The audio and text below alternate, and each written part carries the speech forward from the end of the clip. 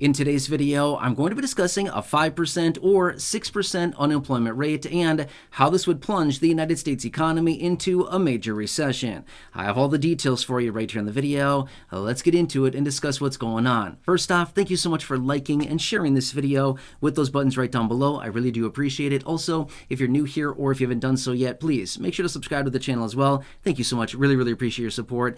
Let's get into it and talk about this. All right, so right now as we speak, the unemployment rate in the United States is a little over 4%. Now, historically, that's still pretty low, but it has been ticking up over the last few months here, and there are calls out there right now suggesting we're likely going to see unemployment top out somewhere between 5 and 6%. Now, you might think that's only like 1 to 2% from where we're currently sitting right now. You're right, but think of this much as well. As of right now, the labor participation rate, in other words, the amount of total workers in this country right now, is about 186 million people. So every 1% that we tick up in the unemployment rate is about 1.8 million people that are being basically out of a job, right?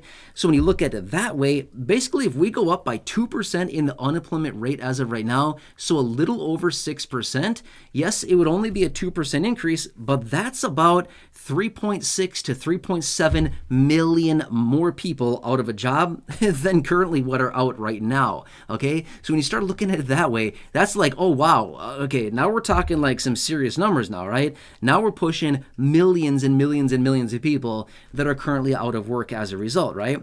But here's the situation as well. And again, all of this is highly correlated. I've talked about this many times before in other videos as far as the economy goes and how all of these different data points and everything is so highly correlated. If anything, if any one link of the chain breaks, it basically takes down the whole thing, right? Well, let me explain the situation here, okay?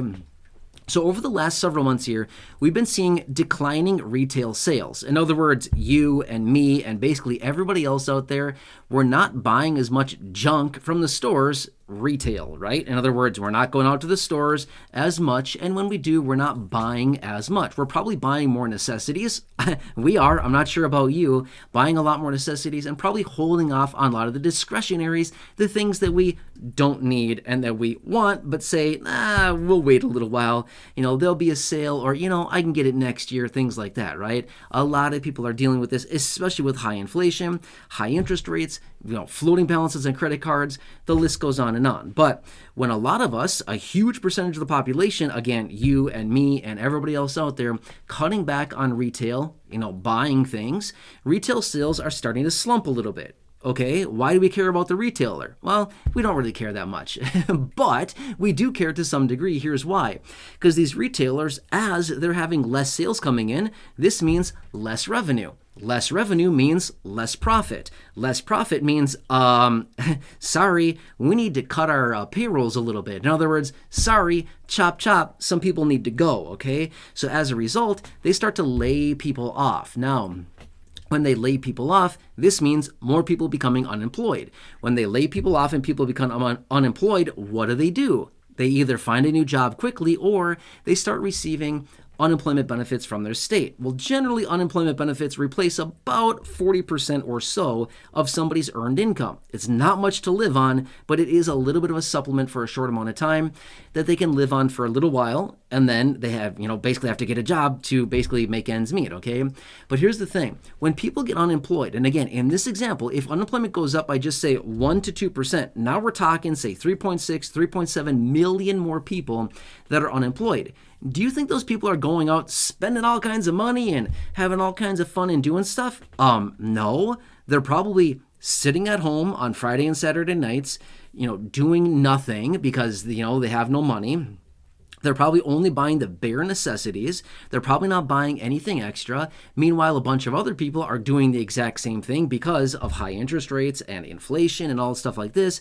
And it's somewhat of a spiral effect where all of these things start to correlate and all of these things start to impact everybody kind of simultaneously. Does that kind of make sense, right?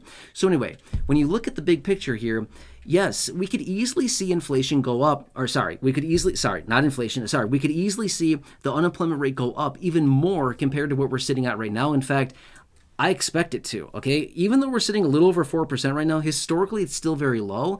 I anticipate the unemployment rate to go up at least into the mid 5%, probably even touch 6%. But here's another thing as well.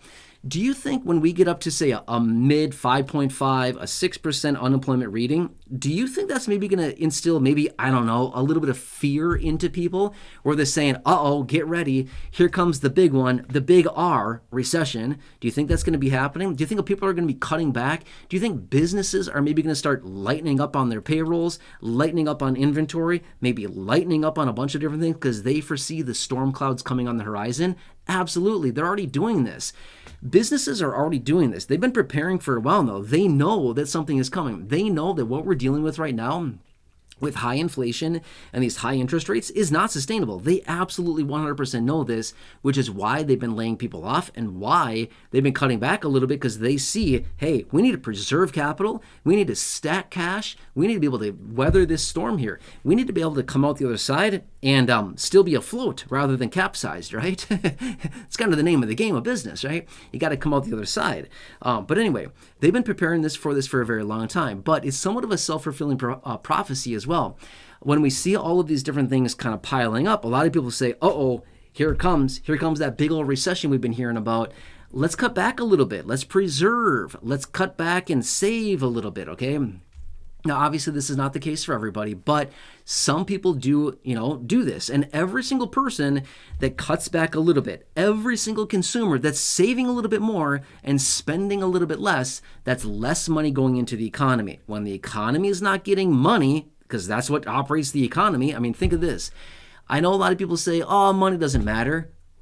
Money matters more than you could ever possibly imagine. Money makes the world go round. I mean, seriously, it does. Money is everything when it comes to everything, okay? It's like vitally important for literally every single aspect of our lives. But so when we start to see all this happen, it slows everything down, okay? When we start to see things slow down, that's when major recessions hit. And then all of a sudden it's like, uh-oh, now we're in this big spiral effect and we start tumbling down until basically lawmakers come in and approve hundreds of billions or trillions of dollars like they do every single time. And then they basically inject it into the economy. And then, we go right back to where we were. But it's kind of what goes on. Now, here's another thing as well that I want to point out really fast here. If the unemployment rate goes to, say, 5, 5.5, 6, 6.2, 6.5%, we will likely already be in a recession. At that point, it's not going to be like, I think the recession's coming. No, we're already going to be in a recession at that point, okay? Because remember, the technical definition of a recession is basically 2 quarters back-to-back of negative GDP, okay? That's all it really is. Now, I mean, that's like the technical definition of a recession. Okay, we'll definitely be in a recession by the time that I keep saying inflation, I apologize. By the time that we see an unemployment handle of, say, 5 or 6% plus, we're going to be massively already into a recession, okay? And at that point, you're just going to see this whole thing exacerbate even more. But remember this much as well. If you've been watching the videos for a while now on the channel, I've said this. They do this every single time. And a lot of people don't believe me when I say this. Look back in history. You see this every single time. Feel free to look it up if you want to. If we were to see this unemployment rate go up to, say, 6.5, 7, if we hit 7% on an unemployment rate, you better believe these lawmakers, they'll be passing hundreds of billions, probably trillions of dollars worth of stimulus, okay? A lot of people don't believe me. Oh, no, the stimulus was only a one-time thing. No, it's not. They do it all the time, okay? Every time that the economy goes into recession, they stimulate. They do it every single time, okay? It's the same play out of the same playbook. Look back to 2000, 2001, the dot-com bubble, and the massive pop and boom and crash we saw then, okay? They injected with stimulus back then. 2008, 2009, the subprime boom and bust, I should say, right? Okay, they stimulated then as well. In 2020, 2021, the massive bust there, again, stimulated massively. And again, what happens every single time is the stimulus packages that they do get bigger and bigger and bigger every single time, right? The need is greater every single time. So the next time we see a major recession here, which probably is not too far off from where we're currently sitting right now, when this thing happens, you're going to see the whole picture unravel, and you're going to see this thing come crashing down, and it's going to be a pretty ugly picture, probably for Who knows how long? Maybe 6 months, maybe 8 months. It's not going to be all that long lived. It's going to be a very short-term thing in relative time. Like, it's probably only going to be like a 6 or 8 or 9 month thing. It's probably not going to last that long, because what's going to happen is it's going to go down really fast, and then they're going to print trillions of dollars like they've done before every single time, and they're going to stimulate the crap out of this whole thing. And then it's going to just inflate the bubble again, okay? And then we're going to deal with the same thing we dealt with over the last couple of years here, which is high inflation. The Fed will cut interest rates massively. Interest rates are sitting very, very high right now. The whole point of that is so that we stop spending money. We stop borrowing money. That's the whole point. And that drives inflation down. But when we see a recession hit, watch the Fed. They're going to scramble like a bunch of cockroaches, and they're going to lower rates massively. They're going to bring rates back down significantly lower, maybe even back down to zero. Who knows? I don't know about that. I hope they do. Please, bring rates back down to zero. Oh man, I'm going to be drooling out of both sides of my mouth at the same time if they bring rates back down to zero, okay? I'm not going to be the only one either, okay? Please, zero again. Please, please, please. That's all I'm saying right now. I would be like super happy if they were to do that, okay? But anyway, they will likely do this again when they cut rates aggressively. Now, will they bring them back down to zero? I don't know. But either way, if they bring rates back down, say, if they lower rates by, say, even 3.5%, 4%, it's basically going to be free money again at that point. And then it's just party on, game on, buy everything, okay? By the way, this is not financial advice. This is not advice in any way, shape, or form. I'm simply saying that's how this goes, okay? It's the same ebb and flow of the economy every single time. The economy moves in big cycles, long-term cycles that take years and years and years to play out.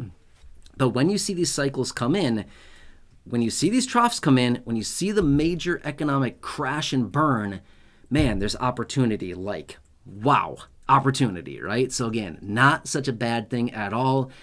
But again, this is what's being suggested out there and what I'm watching, and getting a little excited here, as you can tell, right? Okay. Honestly, I don't think we're all that far off from this. Could it be 6 months out? Could it be a year out? Could it be 18 months out? Easily. I don't know when it's going to hit. All I know is that I'm getting ready. When I'm getting ready, I'm going to pop out of the bushes with my little camouflage suit on, and I'm going to get ready to take some action when it's time. Okay, that's all I'm saying. Okay, so let's leave it at that for now. I hope that makes sense for you, but please leave your comments, your questions, your feedback down below. We'll see what happens here. I don't think what we're dealing with right now is at all sustainable. It's sustainable for a short amount of time, but long-term sustainability of this, not a chance. Okay, not happening. High inflation, high interest rates, not happening. This is very, very bad for the economy.